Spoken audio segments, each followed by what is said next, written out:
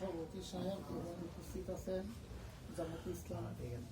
জামাতে ইসলাম দুবড় উপজেলা আমির সাহেব এবং উপস্থিত আছেন আমাদের শ্রমিক কল্যাণের সেক্রেটারি সাহেব এবং উপস্থিত আছেন বিভিন্ন ইউনিয়ন থেকে আগত সভাপতি। আসসালামু আলাইকুম।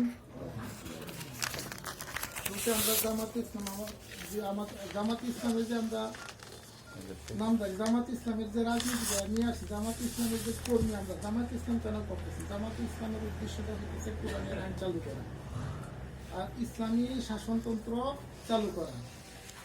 আমরা মসজিদে বিগত সময় একটা প্রবাদ বাক্য শুনে আছি যে মোল্লার দৌড় মসজিদ পর্যন্ত, যাতে মোল্লার দৌড় মসজিদ পর্যন্ত না থেকে মোল্লার দৌড় সংসদ পর্যন্ত যাইতে পারি ইনশাআল্লাহ।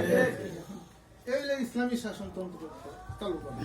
আর আমরা যেহেতু শ্রমিক ফেডারেশন, আমরা শ্রমিক ফেডারেশনের মধ্যে ইসলামী যে নিয়ম নীতি আছে, আমরা তো নানানভাবে নির্যাতিত।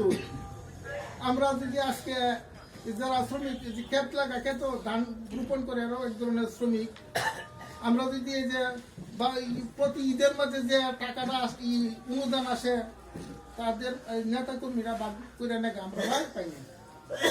তারপরে আমরা যদি একটা ওই যে বিজিবির কার্ড, তারপরে দুস্থমাতার কার্ড, পঙ্গু ভাতা ইত্যাদি লাগি জেলে আমরা 4-5 হাজার টাকা দেওয়ার লাগে, আমরা ন্যায্য দাবি আমরা পাই না। এমন ভাবে এই যে কৃষি কার্ড, এমন ভাবে নানান ভাবে আমরা শ্রমিকদের নির্যাতন করা হইতেছে, আমাদের দাবিগুলো আমরা পাইতেছি না।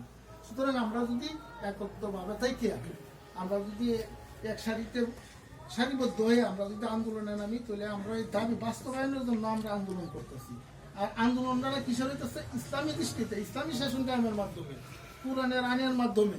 আমরা অন্য কোনো মন করা সংসদীয় মানব জাতির সংসদীয় মন করা আইনের মাধ্যমে এটা চালু করার আমরা চেষ্টা হইতেছে না, আমরা আন্দোলন হইতেছে না। আমরা কিন্তু এই কোরআনের আইন চালু করার জন্য আমরা একটা জিহাদি কাফেলা, এই জিহাদি কাফেলার মধ্যে আমরা